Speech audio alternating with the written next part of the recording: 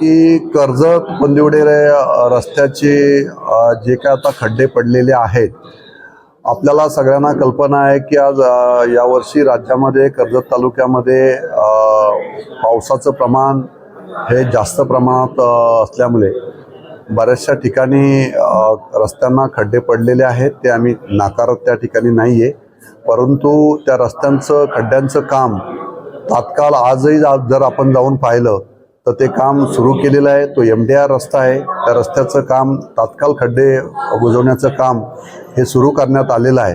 पावसाचं प्रमाणच खूप असल्यामुळे हे काही रस्ते त्या ठिकाणी वाहून गेलेले आहेत, आपण ते पाहिलेले आहे. तर ते काम आता चालू आहे. पाऊस आता उघडलेला आहे तर लगेच काम सुरू केलेलं आहे. लवकरात लवकर पाऊस संपल्यानंतर तो रस्ता पूर्णपणे नव्याने करण्यात येईल. नियोजन काय असं नाहीये. कर्जत तालुक्याचे जर तुम्ही पाहिलं तर चौक कर्जत रस्ता असेल, कर्जत नेरळ रस्ता असेल, कर्जत मुरबाड रस्ता असेल, कर्जत चे खोपली रस्ता असेल, या सगळ्या रस्त्यांची कामं जवळजवळ कॉन्क्रिटीकरण पूर्ण झालेलं आहे. जे गावांकडचे रस्ते आहेत त्या रस्त्यांना आता डांबरीकरण असल्यामुळे पावसाचं प्रमाण कर्जत तालुक्यामध्ये जास्त प्रमाणात असल्यामुळे हे रस्ते काही ठिकाणी पुराच्या पाण्याने वाहून गेलेले आहेत, काही ठिकाणी खड्डे पडलेले आहेत. परंतु आता पाऊस कमी झाला की तात्काळ ते खड्डे भरण्याचं काम करून नव्याने पाऊस संपल्यानंतर हे रस्ते आता पुढील काळामध्ये तर शासनसुद्धा अशाच पद्धतीने की हे रस्ते डांबरीकरण न करता कॉन्क्रिटीकरणच कसे रस्ते करता येतील या गोष्टीवर आम्ही भर देणार आहोत. की कायमस्वरूपी ते रस्ते एकदा कॉन्क्रिटीकरण झाले तर 20-20 वर्षे रस्ते पुन्हा बघायला नको, अशा पद्धतीचं काम पुढील काळामध्ये आम्हाला त्या ठिकाणी करायचं आहे.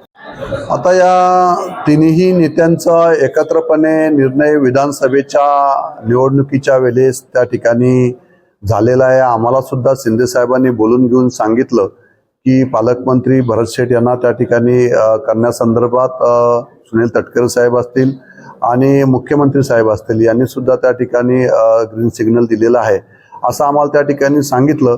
आणि मग विधान परिषदेच्या निवडणुकीमध्ये आम्ही सगळ्यांनीच प्रामाणिकपणे त्या ठिकाणी जो उमेदवार त्या ठिकाणी सुनील तटकरेंच्या चिरंजीवांना उमेदवारी दिली तर त्यांचं आम्ही प्रामाणिकपणे काम करण्यासाठी आम्ही सगळ्यांनी एकत्रपणे आलो आणि ते बिनविरोध निवडून सुद्धा आलेले आहे. परंतु आता भरत शेठ यांना पालकमंत्री करण्यासंदर्भात जी काही आता दिरंगाई होत आहे त्याच्या बाबतीत खरोखरच मी स्वतःसुद्धा या ठिकाणी नाराजी व्यक्त करतो की आता 15 ऑगस्ट आलेला आहे समोर, अजूनही तुम्ही त्या ठिकाणी पालकमंत्री घोषित करत नाही आणि सर्व आता सत्ता तिन्ही नेत्यांचं एकत्रपणे आलं असताना मग आता घोडा अडलं कुठे, हा मोठा प्रश्न आमच्या समोर पडला आहे. की जर आता आम्ही विधान परिषद जी होती ती सुद्धा आम्ही त्या ठिकाणी एकत्रपणे दिली, वरिष्ठांचा आदेश सुद्धा सगळ्यांचं पालन आम्ही त्या ठिकाणी केलं, मग रायगडचं नुकसान का? प्रत्येक जिल्ह्याला पालकमंत्री त्या ठिकाणी दिलेला आहे आणि त्या पालकमंत्र्यांच्या माध्यमातून तिथली कामं केली जातात. आमचा जिल्हा नियोजनच्या संदर्भात कोणता निधी येतोय, कोण निधी कुठला घेऊन जातोय हेच आम्हाला त्या ठिकाणी समजत नाही, कारण आमच्याकडे पालकमंत्रीच नाही. आज जवळजवळ राज्यामध्ये सत्ता येऊन 1.5 वर्षे होऊन 2.25 वर्षे व्हायला आली तरी सुद्धा आम्हाला त्या ठिकाणी पालकमंत्री मिळत नाही. शोकांतिका आहे आमची. आज 7 आमदार आम्ही एकत्रपणे त्या ठिकाणी आहोत. आमच्या रायगडचा विकास कुंठला जातोय? मी माझ्या तिन्ही मुख्यमंत्र्यांना विनंती आहे, उपमुख्यमंत्र्यांना विनंती आहे, दोन्ही उपमुख्यमंत्र्यांना विनंती आहे का तुम्ही 2 दिवसामध्ये कोणत्याही परिस्थितीमध्ये रायगडचं पालकमंत्रीचा तिढा हा ताबडतोब सोडवावा, कारण रायगडच्या विकासाला त्या ठिकाणी गती मिळत नाही.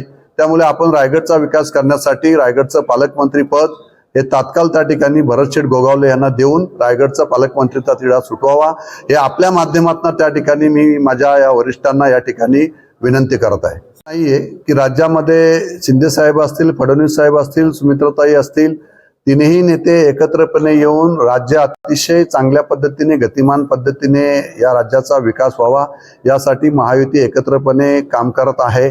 सेंट्रलमध्ये आज शिंदे साहेब आता आपण पाहतोय की NDA मध्ये शिवसेनेचं प्राबल्य आता वाढलेलं आहे.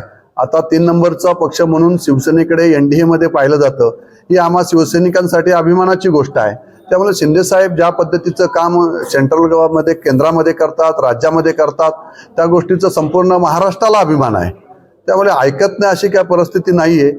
फडणवीस साहेबांचं आणि शिंदे साहेबांचं अतिशय चांगलं टोनिंग दोघांच्या मध्ये आहे आणि या दोघं एकत्रपणे येऊन राज्याच्या विकासाचा गाडा अतिशय चांगल्या पद्धतीने हाताळत आहेत.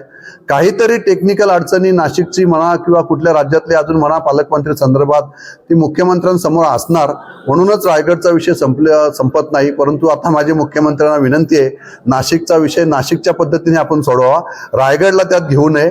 रायगडचं पालकमंत्री तात्काळ त्या ठिकाणी आपण द्यावं अशी माझी त्यांना विनंती आहे. काही नाही, बघा शेवटला न्यायालयावर विश्वास समोरच्यांनी विरोधकांनी पण ठेवला पाहिजे. आम्ही न्यायालयावर विश्वास ठेवलेला आहे. न्यायालयाने काय आज आमच्या बाजूने निर्णय दिला अशी काही परिस्थिती नाहीये, परंतु न्यायालय जो निर्णय देईल तो निर्णय शिंदे साहेबांना मान्य आहे, आम्हाला मान्य असेल त्या ठिकाणी.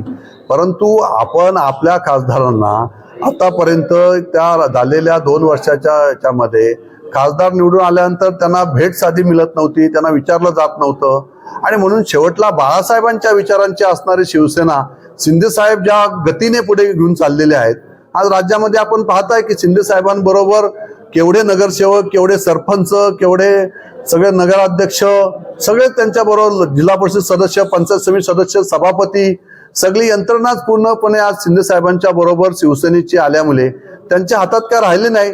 त्यामुळे त्या खासदारांसुद्धा त्या ठिकाणी वाटलं बाबा आम्ही इथे राहून लोकांनी जे लोकप्रतिनिधी म्हणून निवडून दिलेलं आहे, जर लोकांची कामं त्या ठिकाणी केली गेली नाहीत तर लोक पुन्हा त्या ठिकाणी निवडून देणार नाहीत.